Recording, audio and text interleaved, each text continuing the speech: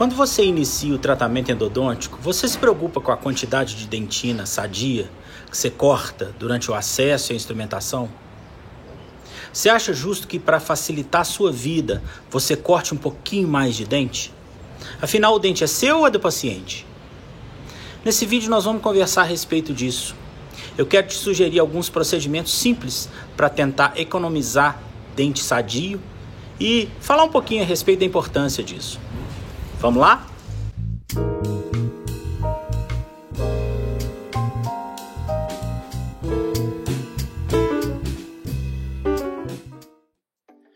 Todos os trabalhos que eu citar nesse vídeo estão na descrição dele aqui embaixo. Mas se você quiser os artigos originais na íntegra, eu posso te enviar também. Só entrar em contato comigo, ou nos comentários, ou pelo e-mail. Beleza? Preservação de dentina e esmalte não era uma preocupação da endodontia há alguns anos atrás. Quando eu estava na especialização, o grande problema era a bactéria.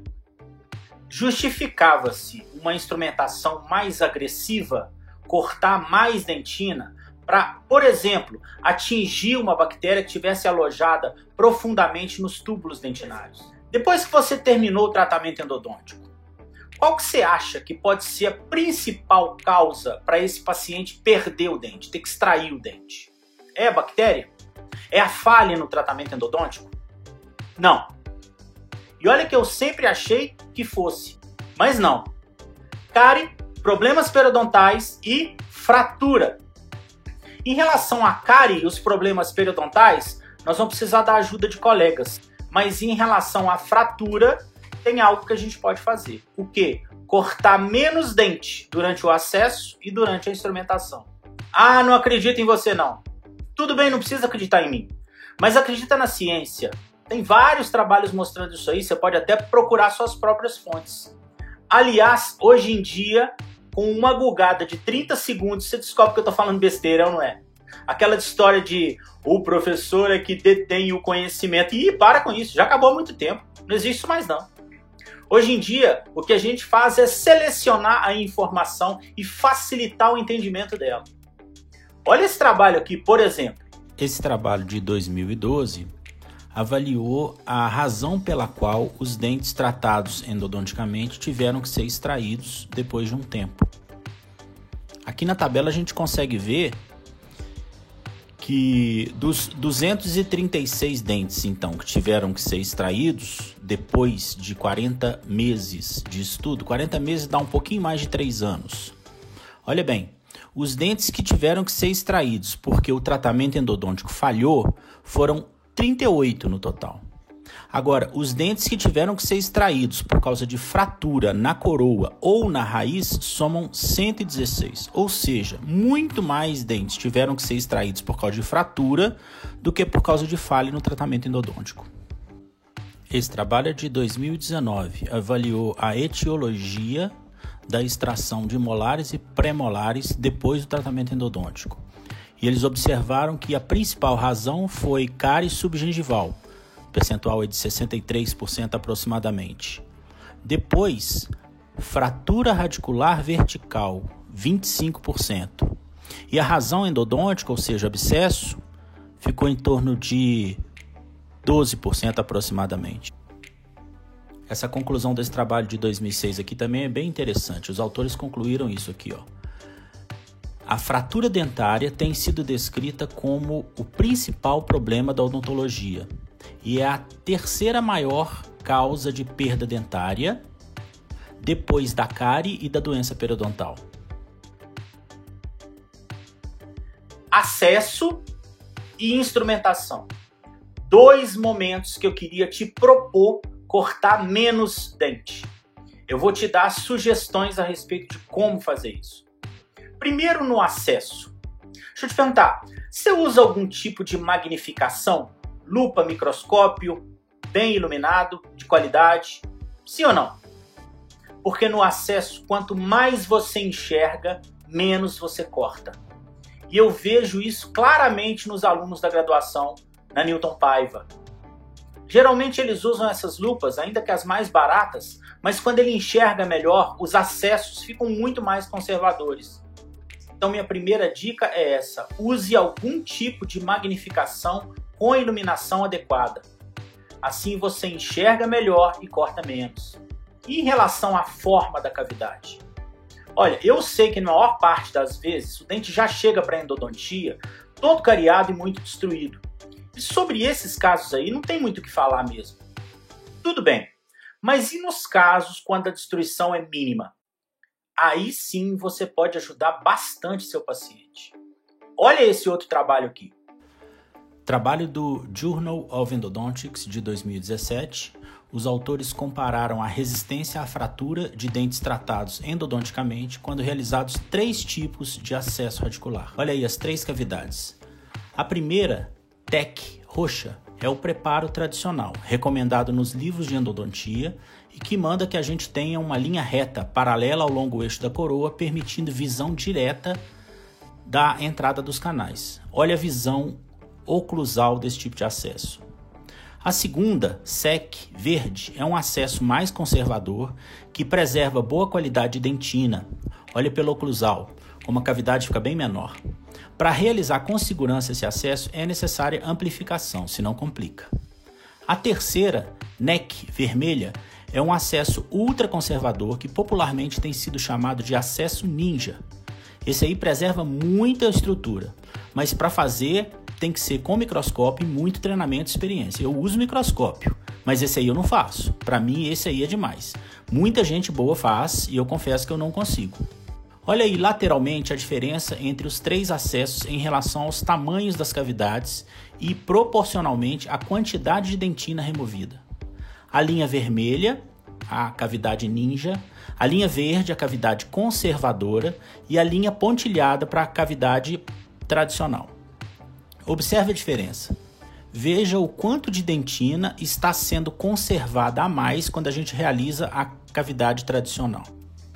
Essa tabela está mostrando para nós o quanto percentualmente se remove, se corta quando se faz cada um dos acessos em determinados tipos de dente.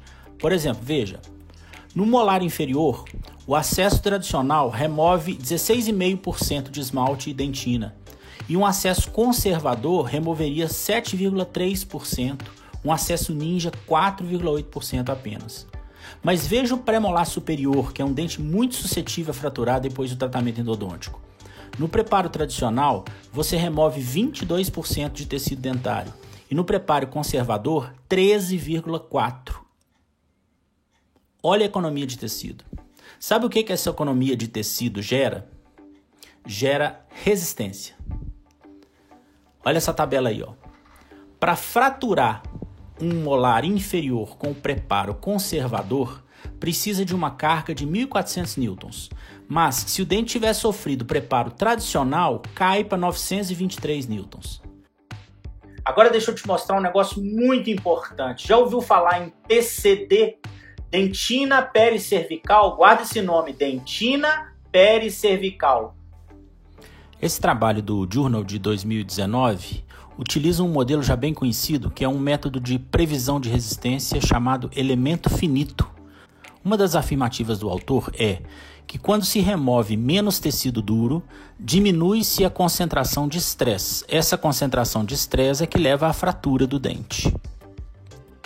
Em outro local, o autor afirma o seguinte: preservar especialmente a dentina pericervical durante o tratamento endodôntico é um método viável para reduzir o estresse máximo principal e a ocorrência de fratura radicular.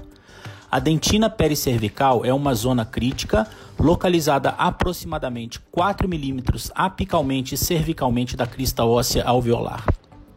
É uma área-chave para dispersar o estresse no longo eixo do dente.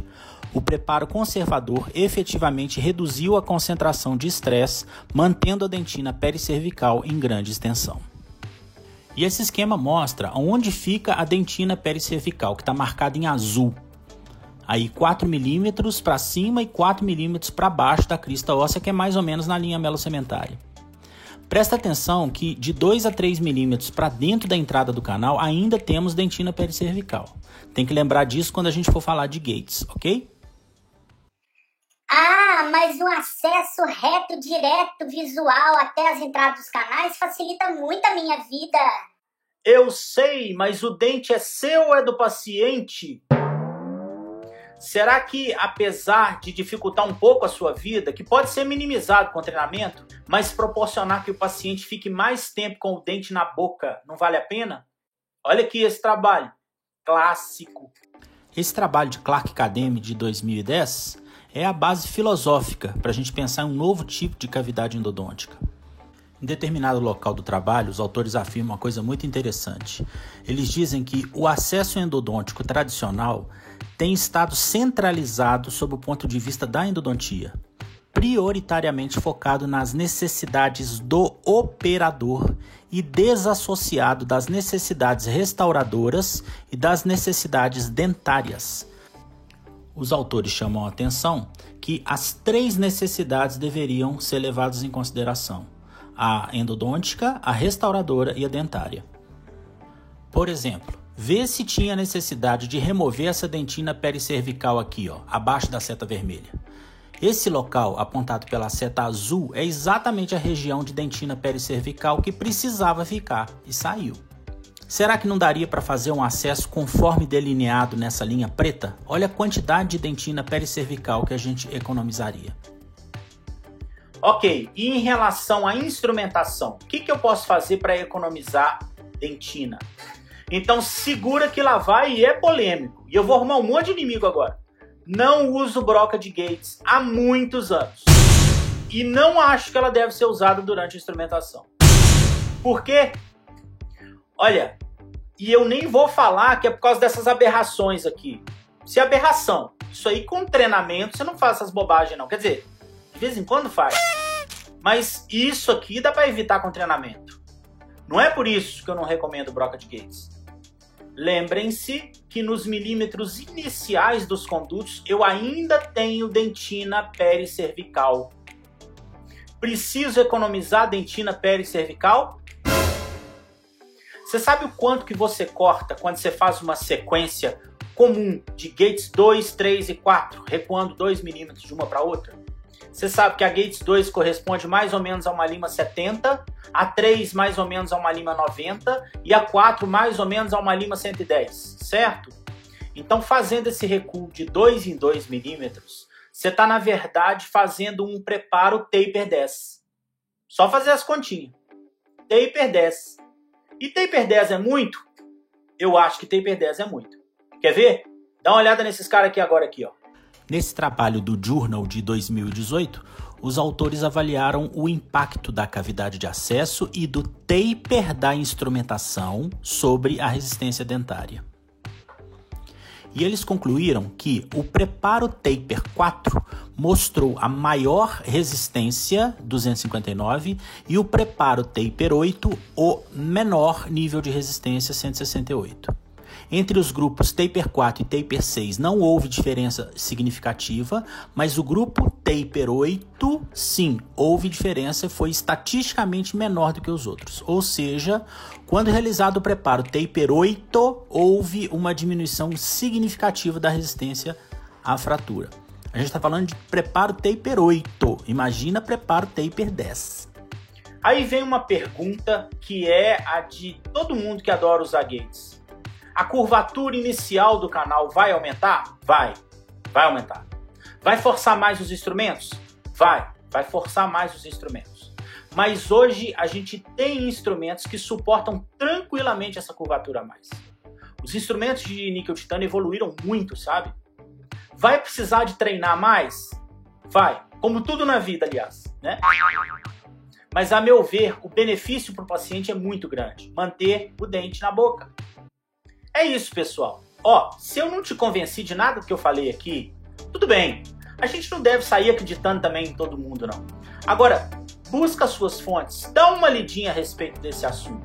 Quem sabe você pode incorporar alguns procedimentos na sua clínica para economizar dente. É uma filosofia importante. É isso aí. Te aguardo nos próximos vídeos. Abraço!